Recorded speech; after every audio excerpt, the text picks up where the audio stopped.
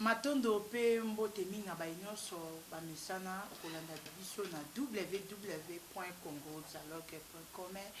Merci na bino po ete bozali ebele ya kobetaka site na bino mikolo nyonso tu mpona kolandaka biso.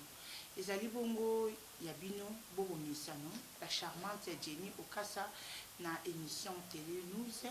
Télé News ya lelo toyambeli bino bana mboka o bamisana kobunda mpona ekolo na bango. Papa Michel, origine ya eloko ezoleka na Beni wana ba massacre wana ezeuta wapi?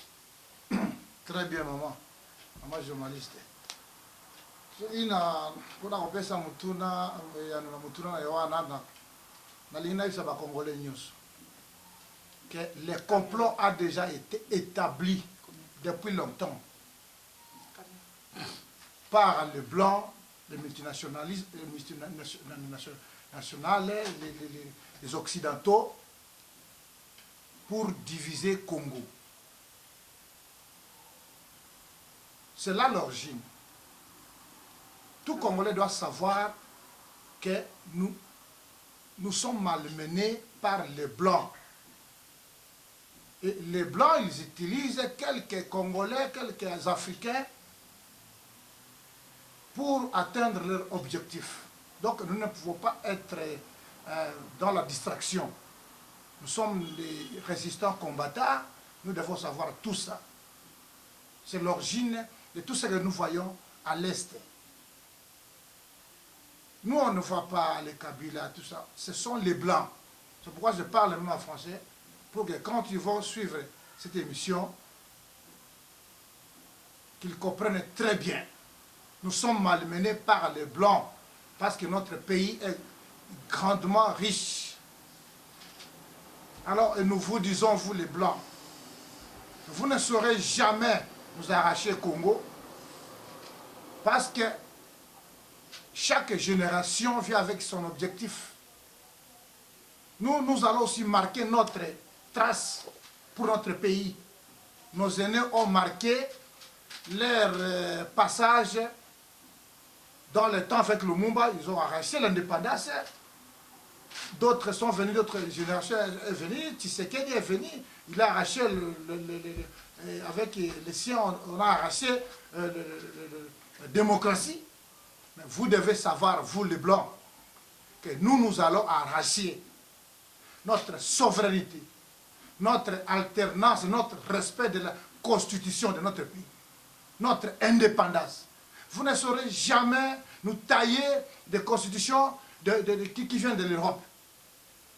Tout ce que vous êtes en train de faire, nous savons. Vous avez les armes, mais avec l'aide de notre Dieu et notre bouche et tout ce que nous sommes, vous ne saurez jamais diviser les Congos. Les stratégies de tuer à Beni, tout ça c'est pour intimider la population à quitter leur terre pour que vous amassez vos populations que vous avez choisies à la personne de Rwanda et Ouganda pour venir là-bas, commencer à voler nos richesses. C'est le problème de nos richesses. C'est là où vient ce problème. Merci Papa Michel, Pakafeli. Muto abundara butu pe mo pona mboka na ye. Tolanda ki rapport ya gouvernement congolais ba expliquer que non massacre wana ya Beni sur sinango eza ba Ougandais. Mais rapport ya ONU utopé sa biso les susu ba lobi eza ba éthique moko groupe mo éthique rwandais pardon nde ba sala makambo wana. Parce que tondimela ONU tondimela rapport ya gouvernement congolais. Merci Jenny. Merci. Ça n'a pas fait. Naïb Sabine. D'ailleurs, mbote na liboso place ba combattant surtout bazali. Mbote na bino place ba congolais bazali. To bisabino mbale belé, to bambale belé jinso to na somi tunu na okamo. Makambo zo le kana Beni. Yo donc Kabila avant okende na eza ba plan na ya sala ki déjà. Kabila préparé qui déjà. Abo mwa tuna pozo. La bisa ko demande émission. Abo iba pa wemba. Kaka le ba kundi ba pa wemba. Ministre de la culture Banza mais wana baza bato population auti kobomo bango nyonso ezali plan ya kabila oyo olobi na ngai baetiniso ezoleka kolo banyarwanda oyo olobi na ngai baugande eugande na barwandais baza motu moko oyoki baza bato ya kabila bango nyonso tu wana eza baplan na ye asi asalaki déjà apistola bango déjà alobi ke ngai so balinga benga ngai na congo place tozolia tokoloboma bango yango nakopesa conseil na bandeko na biso bacongolais partout baali bayeba likambo oyo bakosila ebele ça veut dire quoi donc badoboma neti baautorité congolais na bapoison tala bakoboma na bapeuple na mwana moke azali na fone bapaki fone eza na mwana moke oyo elemo ezoleka na bana mike bozoboma na bana mike kabila oyaki na mboka bato likambo nini osali transition osali deux mandats ozoluka nini mais kobosana te yo tozali na poso toboma yo mais tokoboma yo te mikolo eza ya kotanga yebela chrono ezotambola lelo kolela na novembre awa omoni yo na bacour constitutionnel nozokumisa wana batie yo ntina baélection biso toza kuna te makila ya bana congo oyo topekisaki yo etanga lisusu te obandeli yango lisusu tokolanda yo ti tokokende na yo oyo nyonso ozosala soit disant ke toyebi eza bagene na yo bamascarade ozosala eza nango bagene na yo toyebi na biso nyonso ozosala mais yebake yo toza no mpenza ntina suka tokende mpenza kaka malembe ntina suka ozwaki 50 lelo calcule tona 5e mois tozokenda ntina novembre osuka wapi okosaki kokaka te yebela mande ezosila mais tokozwa yo na maboko baugande ozotinda barwanda ozotinda babomela ndeko na biso yosala mawa te oyebi kozala nsima na yo na bino lisusu bato mosusu nalaisa bino bato asuka naisa bino nakosenga kuda kabila atina bino poison bokufa bosila lokola babaza moko na ye bazokende mpona lokoso ya mbongo oza mwana ya congo ozala na susi ya congo te oza kodira baboma ndeko na yo baza kokata bandeko na biso bakingo na babeni bazoboma bana na beni baosala mabe oyo balingi ale yo mpe soit disant que ministre soit disant que gouverneur de la ville donc bozala ndoko ya bazoba tomoni boa bazoba na niveau moko ya moke te boa bazoba na niveau ya moke te. Merci Papa Feli. Nakoko bakse mpona moïse ya naozongela yo papa aki question moko eyeli ngana tuna yo oza parmi bagene mpe baétudiant bazalaki na conférence nationale bapoliticien baza na mboka na biso makambo oyo nyonso ekolekaka na beni na politike na biso mais eza mpe na bagene politicien oyo baza wana mais réaction na bango ezosalaka froid makasi nayebi te soki oza na message moko oyo kopesa bagene politicien oyo baza na mboka na biso ya république démocratique du Congo. Bon, merci maman pour la question. La répondre pour le Macambo. En tant que résistant, vous avez vu qu'il est le 20 mai, le 17 mai, la Congo a eu jour férié. Parce que le bien français, Moutou Oyo a eu le Cameroun à origine. À la meilleure connaissance. Parce qu'il faut que les hommes pour y la connaissance générale du Cameroun. Comme on l'a mis, parce que la culture et la lecture, et puis la même information, il y a un solo et pas la bateau. Mais source d'information, le 17 mai 97, Ezaki entré, il y a after. Alors comment se fait-il que ceux qui after la Zate, na Congo, bah pour fêter le 17 mai pour l'invité, ceux qui politiciens congolais moko, avec au pays sabiso et signification à le 17 mai. Bah où tu vas fêter le 17 mai? c'est-à-dire que présence il y a Aftel eza na Congo pour la biso résistant Aftel aza na Congo tilelo oyo et Aftel les anime Aftel les a groupe d'armées il y a des pays différents baye ko envahir mboka na biso alors il faut pas que mitungisa na oyo obsema na beni parce que eza monstre wana parce que armée ekoza la composée na ba armée ya ba pays mususu te after les monstres aza composé na ba forme belé ya ba pays ya armée ya ba pays mususu alors azali ko sala ba effet yo bozo mona na beni baza okata bana mike ba mama ba tata baza ko boma bango eza biloko na bango politique na bango ba yaki nango pona ko silisa population locale comme ça va remplacer population locale na batu na bango donc Congo ezali pris envahi na batu wana oyo ya after obomonaki bazali ko fêter na le 17 mai okomona soki boza na petite mémoire na kofungola bidon na after a se transformer na RCD Goma RCD Goma a se transformer na DSMP DSMP a se transformer na M23 mais bakamati ba rebelle na armée wana nyonso tu bakoti na kati ya armée nationale mais sikoyo ba rebelle bakoti na kati na armée disciplinée est-ce que beaucoup s'attendre ni na kati ya armée oyo et comme eza composé na ba rebelle na bato oyo baza discipliné ta la conséquence baza ko boma batu alors batu chaque année chaque mois oui record il y a viol na Congo eza plus élevé dans le monde entier ta la même présence il y a MONUSCO eza na Congo mais baza toujours ko boma batu donc mboka na biso ezali envahi na after na ba institution nyonso eza politique eza na armée eza na administration place nyonso tout bazali alors sikoyo ba matiti na sommet de l'état c'est imaginable que un clandestin a traversé frontières sans papier et après 3 ans a commis chef de l'état dans le pays. Alors, personnellement, je me pose la question, est-ce que tu as une classe politique dans le Congo?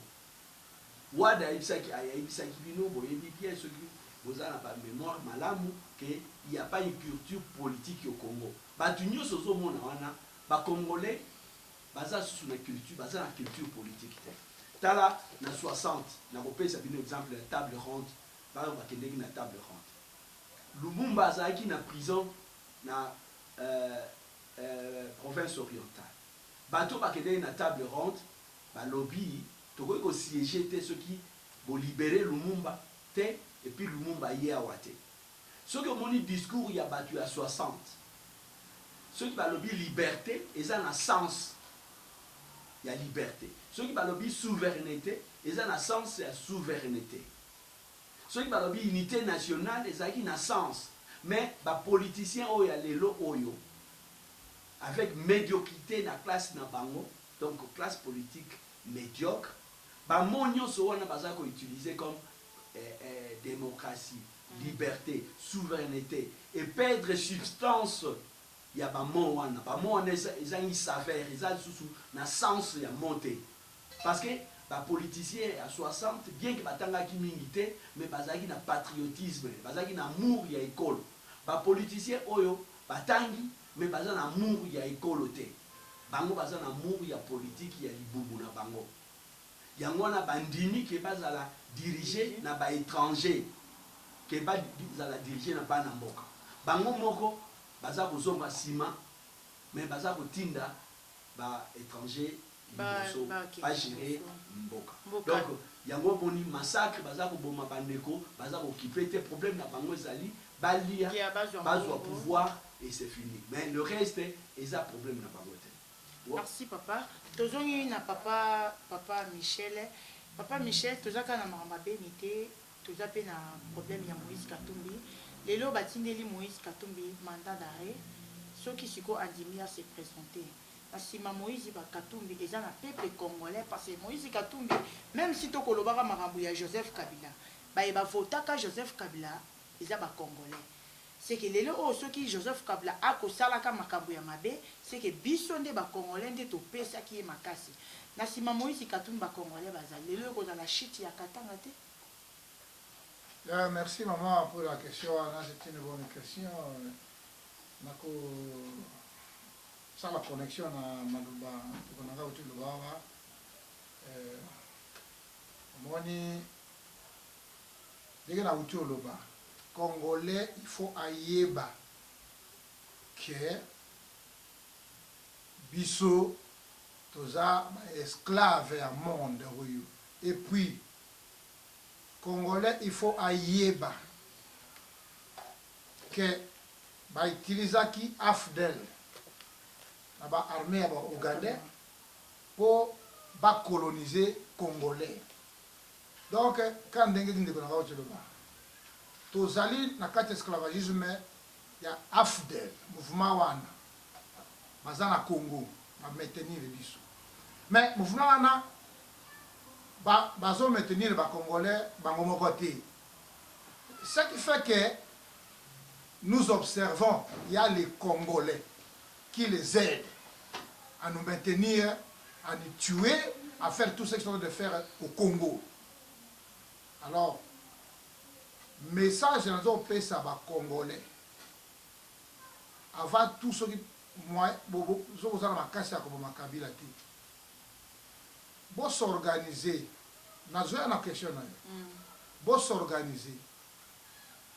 Vous d'abord les Congolais, vous allez soutenir bapaya. Ce qui est bomi bato oyo baza ko soutenir bapaya. Bapaya bango moko bakokima. Bon mais quand on a que l'on a joué wana eza vrai. Ba o baza pesa bapaya force ezali ba congolais bango moko.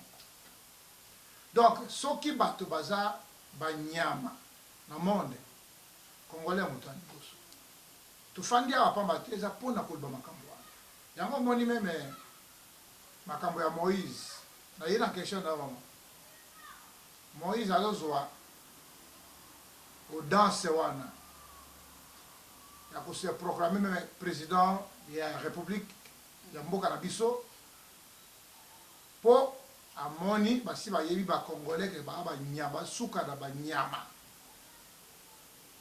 moto oyo abomio pendant 15 ans a violé ma maman na bino pendant 15 ans azoyi ba richesse na bino pendant 15 ans yena Kabila na moindre seconde abaluki alobi te ye akomi moto na yo alinga défendre yo na bien te na ça c'est yo congolais okoza la sima ya Moïse obetela kai maboko o considéré comme un opposant à quoi et là, on a salé l'io. Abundeli yo combat nini? Parce que makambo ya za koloba, respect à la constitution. Mais les anciens opposants, babanda ki koloba yango, l'air yé pas à côté kuna. Babanda yé bise yé tango babanda bando yé bango respect à la constitution. Mais bango ba réponse lui c'est là qui contre ba opposant yakala. Réponse c'est dit. Donc, il y a Congolais, il y a un message là-bas, Katangais. Il y a Katangais, c'est un sage, et Talioti, Zala à l'aise. Mais il y a Katangais, il y a Bolema, il y a Zoba, il y a Bumbaf. Ou ko Bumbaf ou Katangais, ou mwenye ou comprendre, hawezi usikia mambo. Tunawaelezea kila siku tunawaelezea. Munaona gani Moïse anapasha kuwa anapasha kuwa opposant. Mtu mwenye anaiba na Kabila miaka 15 anaua, anaviole baba mayeni. Juu ya falanga yenyewe kwa anazunguluka na anzo kaburia. Ni falanga yako. Ni falanga yako. Bana ba privé bazazi benu. Benyewe kwa natumika, salaire, hakuna salaire. Ile mafeza biko natia kwa maposhe yangu. Batu biko natumika mu Congo. ma richesse yote nye Moïse Katumbi iko na ujisha. Si tuko hapa Afrika du Sud iko na makampani sana hapa. Ile mafeza yote poshe yake. Ile mafeza yote ndio anageuka leo anaanza kuwakabulia kuuza conscience yenu. Unaanza kumpigilia mikono, oh, njoo leader huu, njoo leader huu, njoo leader huu. Kongo unawaza Kongo anapasha kuwa diriger na mtu mwenye na diplome ya deuxième CO. Mwa mnaona kidogo ya kitu yenyewe Moïse Katumbi anafanya pale, njoo mnasema Katumbi anatengeneza mwingine. Hamujue kitu yenyewe banaita kutengeneza mwingine. Hamujue hata kidogo. Mwe bakatange. Kome we kiungo wa kumwanza leo. Jana yeye ndio alisema haiko mtoto wetu. Na hatujue kitu yenyewe mwe bakatange mwa tutafutia mkongo. Mwa tutafutia kitu gani? Leo Moïse Katumbi tunajua nationalité yote juif Soriano. Leo mnasema mtoto wetu.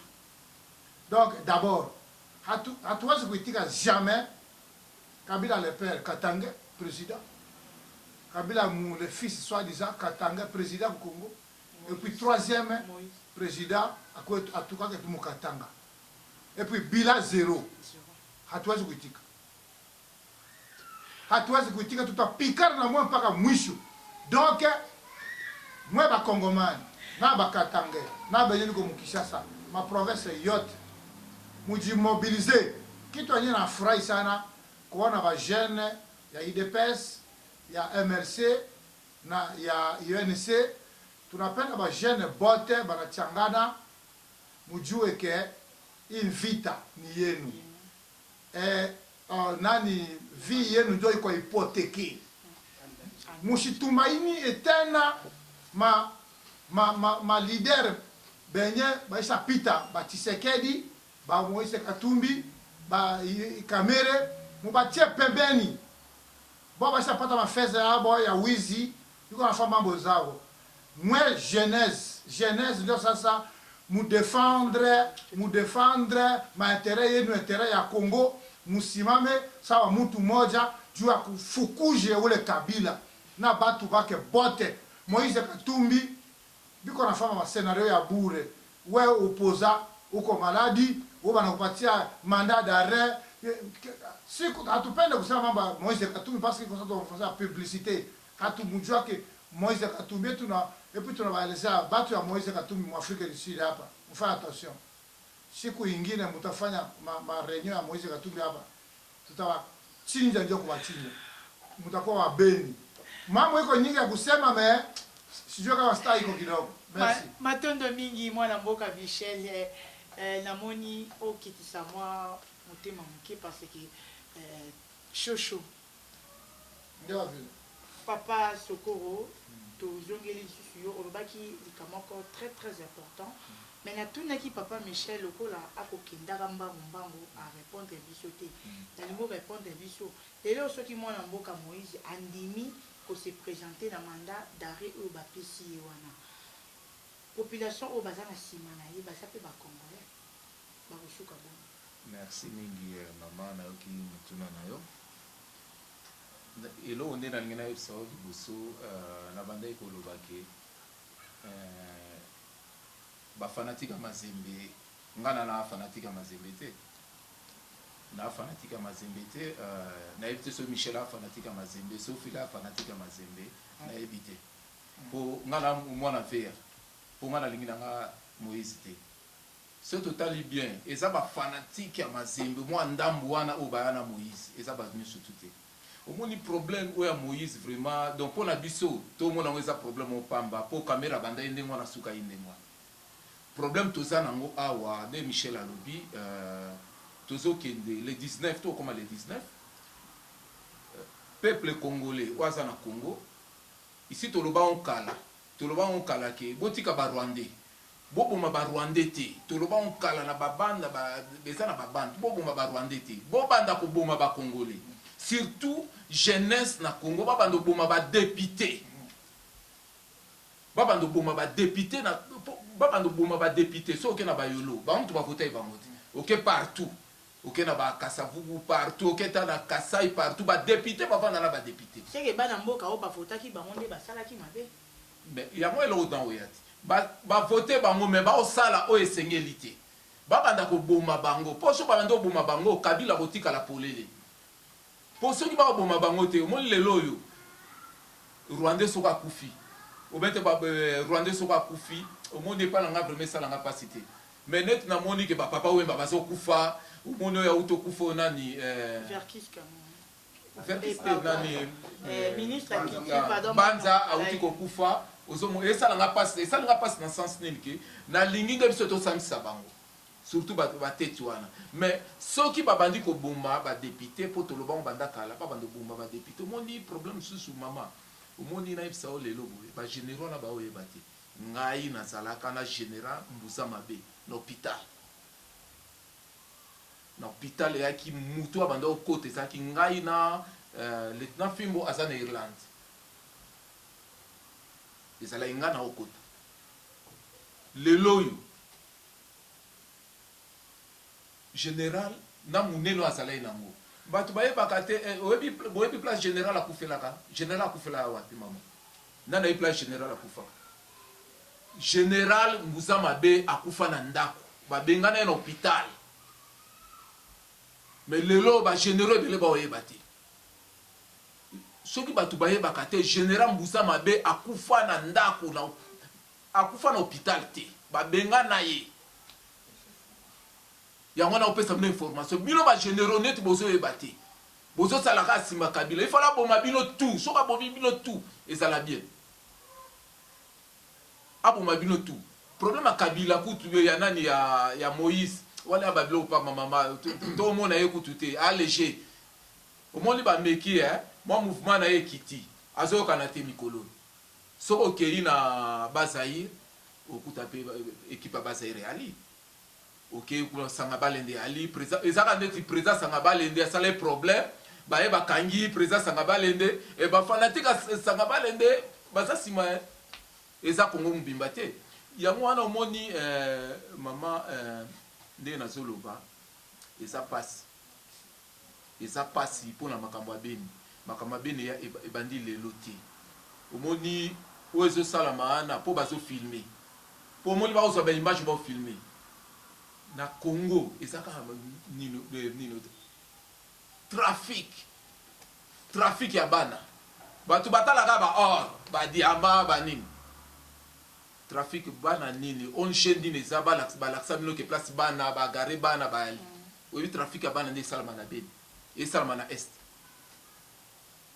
wana eza pe information pesi biso ya moi eloko na olinga na yebisa bino mwana mboka Michel oza le Cameroun bakisa na kata ete ngalingi na bakisa makambo oyo ozoloba Moïse Katumbi nalobaki narépondaki mais bolobi toleka te narépondaki mais peut-être okoki malamu te yango nazokomplete omoni kama Moïse Katumbi bao bafana oyo bazolanda ye yango nabaki bakatange baza pe bana mboka yango nazoba baza pe bana mboka yango tozofungola bango miso po bakatange bayokaka te baza mayele te ozo comprendre yango tozofungola bango miso Moïse Katumbi bino soki bobundaka nayebi te soki bobundaka na miso ya kokangama nayebi te biso tozolanda constitution biso nde totelema mpona Kabila c'est un étranger komba na biso ya liboso yango wana bobosanaka te mpo ndenge biso toza na Afrique Sud awa to na mboka mosusu nakozalaka jamais président Afrique Sud awa te ngai congolais jamais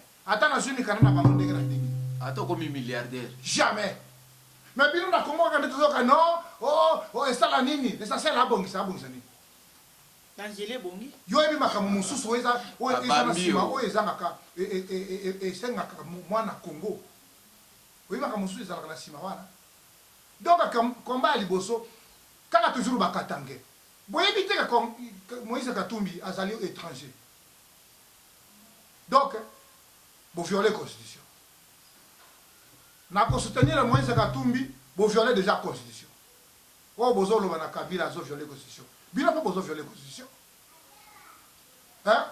bozoyeba te bino bakatange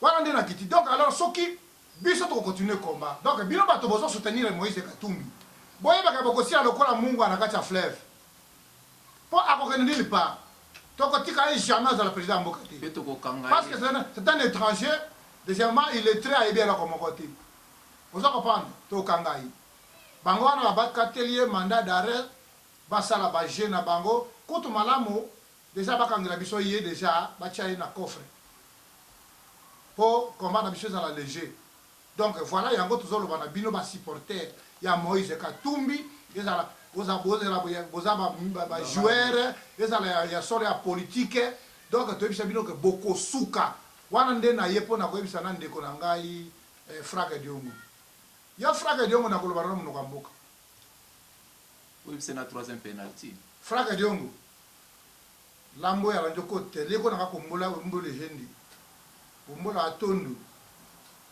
we kolombite Joseph Kabila wati no respect à la constitution wembeka komba kakiso da utokina malanja ogenja lo wanji wangelu ko we elo ocho to sutene lo Congo aki Moïse Katumbi we hasale référence à la constitution kakinyu okadi molelo umboloso okadi mole we kana sashaki yema wote mana oneka na wanga jodia lukumulaki utolaki solo mumba neda nyama kamende omalanga osenji amboto chasoni kotoleka tie le yanga sajaki yema yotema me ndowe ndo atundola apala donc itata nyata tala nyiko baka nyama asenji mete benyu nyeko mete ndekando sombo alors la mere wa amboto ato kimanya Moïse Katumbi likambo da falanga na falanga batayele falanga batayele falanga batayele pauvreté mboko leka yela falanga mais la mambo chato yela Moïse Katumbi e komele kwa ki etokiko mwana mboka parafeli mutuna eyeli ngai ya kotuna pe boye bino bakombata boko bunaka boko lobaka pona République démocratique du Congo bolobi ete mwana mboka Joseph Kabila aza Rwandais et bon soki lelo mwana mboka Joseph Kabila alongwe na makila na ya kosopaka na Congo bino bakombata bobombe biso na atanga bela kochanga ata Michel bako tie président ata Pagi ata Sokolo voilà ata président moi c'était la mama bako tie président yo kanti bacha nani lokola oyo nyangala kato azala katanga Moïse auti na Zambie juif zambien aoteka fufu na makala ako président mazembe apa mazaka ko diriger ya motenda ko diriger Congo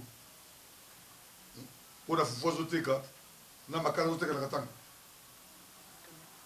ati na nazo tuna kesuko tuna ngaba makambo ya Moïse wana te congolais nyoso tu aza congolais akoleka président na Congo c'est ce qui nous concerne et puis n'oubliez pas tous à numéro 9 na biso zali numéro 9 na biso zalaka numéro 9 ya Congo ata comme vétéran mais zali dans les lois ko zonga pe et tiens tu sais que donc a ko zonga les numéro 9 na biso ye wana ba combattant o to teka la motema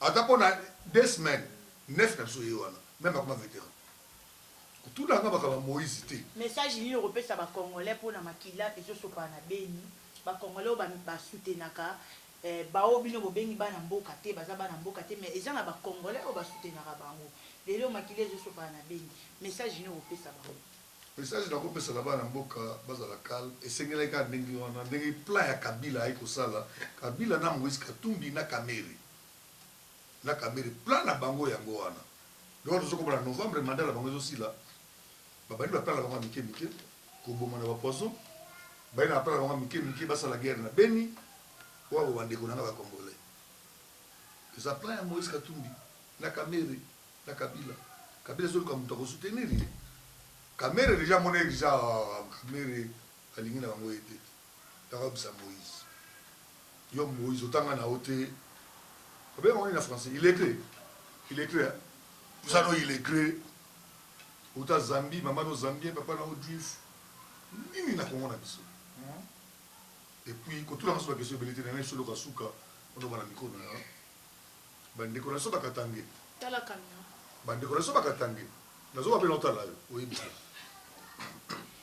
bande ko na so bakatange oyo bozosala mpona Congo kaka bino bato oyesa biso ke aza mwana na bino tobengi bino na komba boboyi na bino tobengi bino na komba boya o te aza mwana na biso tokoya kobunda na bino te ti tobimisi 9 na biso abimi awuti en Afrique du Sud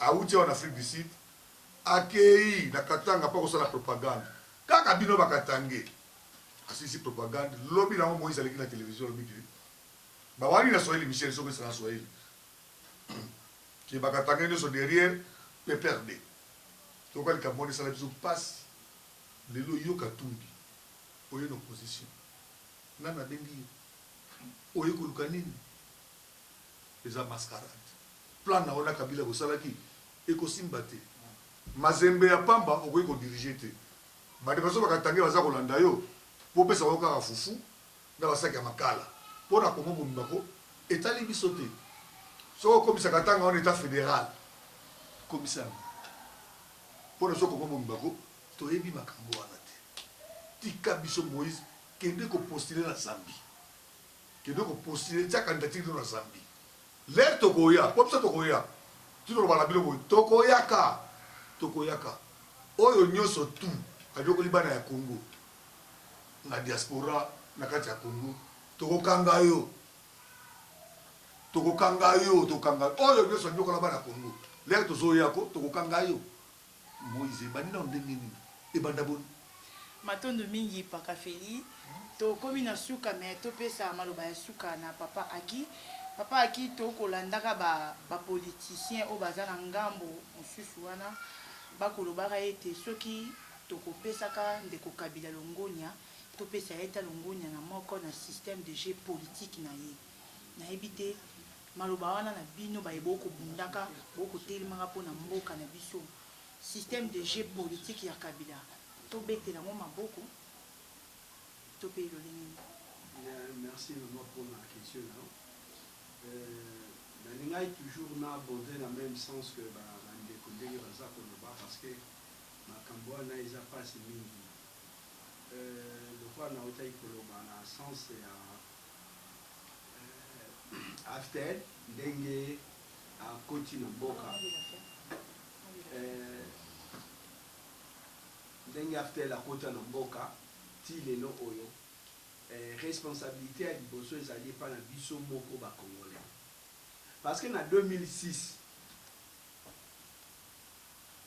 tondimi kokende élection na Kabila oyebi eloko nini tosalaki tokamati peinture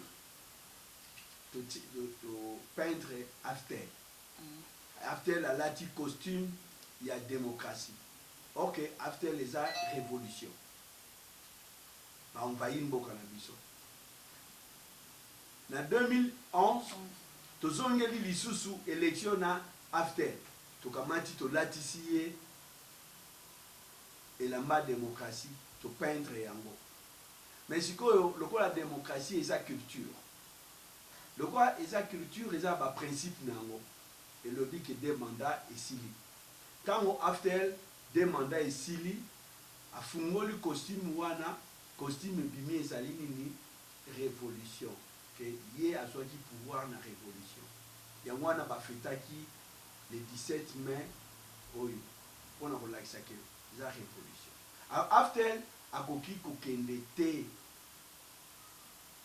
epuis akoki kopesa pouvoir na congolais na démocratie te parce que aza na bato bakovote ete soki congolais azocomprendre yango te after aza na moto akovote te ye ayaki na révolution balobi les mêmes causes produisent les mêmes effets oyebi bacause ya ezalaki na 2006 na baeffet esalemaki na 2006 na 2011 boyebi les mêmes causes produisent les mêmes effets mais naza komituna bakongolais oyo baza kokende élection baza koloba na mingi na télévision il faut élection il faut ceci cela est ce que bobosani ke bacause nyonso mibale wana baeffet nango bokanisi bacause ya 2016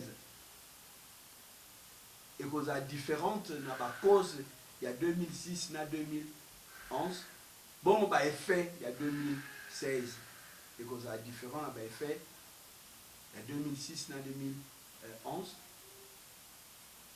na 2006 bakongolais bavotaki nani mais mutu oyo azalaki élu ezalaki nani na 2011 bakongolais bavotaki nani mutu azalaki élu ezalaki nani po il faut faire différence entre voter et élire lotiko na 2011 yebisa ngai congolais oyo akokende élection po bakovote ye soki oyo akozala élu ekozala nani mpo na biso barésistant toza na discours ya baélection te parce que mboka ezali envahi toza kolela na beni bato baza koboma bato baza kokima baza koremplace bato na bango na bachef coutumier na bango na bamboka oyo bango baza kookipe donc okende élection epa na nani parce que peuple aza souverain te peuple aza souverain ntango aza kodésigne chef na ye oyo ye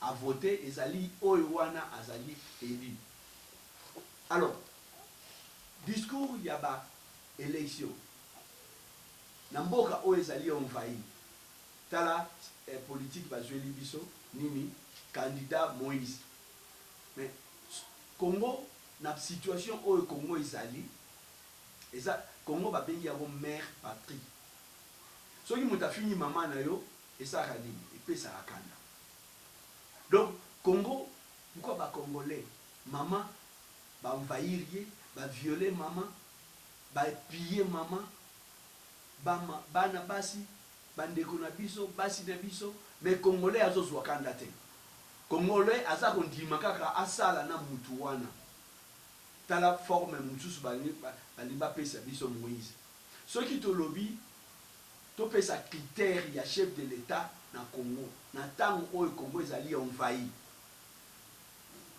na tango oyo after azali na ba institution nyonso tu ya Congo eza na armée ndenge na lobaki na politique na administration na service de sécurité na police type d'homme oyo akoki ko faire face na ngo eza Moïse te Moïse azata na critère moko oyo azali ko répondre te po à faire face na situation difficile et dangereuse au Congo aza nango. Merci beaucoup mwana mboka Aki donc pona yo to yebaki bana mboka ya République démocratique Congo va permettre les choses à la te po to kozonga kaka na eloko moko wana et système de jeu politique ya Joseph Kabila ozape moto travail qui na Mobutu bango ba ko betaka maboko kiza malamu na mokuse kaka opesi biso réponse bino boko mona ngoni système de jeu politique oyo salema ezakaka PPRD parce que bozo mona PPRD mais sima ya PPRD biso toyebi eza after bakoka ko conserver pouvoir système de jeu ezali wana bakoka conserver pouvoir soki bapesi yango na mutu nyonso bakopesa eza mutu wana soki aza 100% congolais mais na kati na ye aza after na kati na ye donc aza lokola nyoka asali métamorphose alongoli poso azalaki nango alati poso mosusu mais aza kaka même nyoka wana donc eza situation moko très dangereuse parce que nakopesa bino exemple ya Thaïlande premier ministre thaïlandais Thaksin Shinawatra a accueilli na États-Unis armée et du pouvoir et que par na roi yebisi roi keto eza coup d'état te mais mutu oyo aza ko mema mboka na biso na système ya communiste alors yo zwa mutu mususu o tia na place comme ça à ça la transition à organiser ba élection voilà dans malamu roi akamati mutu na ye atie comme premier ministre à organiser ba élection et puis ba décider ba dissoudre parti ya Thaksin Shinawatra pona eli batu na mbongo basali parti mususu bakene élection mutu ya Thaksin abimi premier ministre tango abimi premier ministre alandi même politique na bango oyo Thaksin na bandai ko sala peuple na bango peuple thaïlandais à comprendre la vie oyo za makambo lokola Mungundi akalobaki na Congo que même chauffeur mais ba changer va changer kaka va changer mutuka moko mais va changer chauffeur différent va siéger na bango richesse na bango eza tourisme bakangi tarmac avion ekomata te avion ekokita te ti roi a changé gouvernement wana bapesi premier ministre mosusu asali baélection mutu abimi nini cousine ya Thaksin Shinawatra na même politique oyo Thaksin Shinawatra abandaki kosala baboyaki ntango bamoni ke ndeko na ye ya mwasi ayeka na même système ya politique wana armée abotoli pouvoir donc bacongolais ba se tromper te bokoki kochanger mutu mais soki mutu wana aye na même système que o biso tozali koboya biso toza koboya Kabila na système na ye alors il faut faire attention noki tozonga na même situation toza ko avancer te matondo mingi na yo mwana mboka aki tokobi na suka na pesi maloba ya suka kaka na mwana mboka John Sokoro message nini oyo kopesa gouvernement congolais pona makama nyonso tezoleka na beni message kaka otali kaka micro na yo opesi message na gouvernement congolais bon message ngana ngo pesa na opesa kutu na gouvernement congolais te pona yebi bango te nayeba kutu bango te wana ya mboka occupation na pesi message na ba patriote tout ba combattant ou ba partout nde tobundaka pona mboka pona makambo ya beni tozala together tozala unité nde sala biso poto tobengana mungunana Kabila na système na ye distraction ezala te tozala na distraction te unité nano liboso soki toza bomoko toyebi ndeni tokobunda nde tokolonga mpona Congo mpe tozaka na komba na biso tout surtout awa eza na Afrique du Sud bacombattant tout boyebi kele toanda obunda liboso ndenge tobundaka prière nde ala liboso totiaka nzambe liboso mpona kolonga bitumba oyo soki sans nzambe tokende musika te totia nzambe liboso mpona kolonga bitumba oyo ndenge ya kobengana monguna oyo merci matondo mingi na baye nyonso to bazwaki libaku ya kolanda biso bomisana toujours ya kolandaka émission na bino ya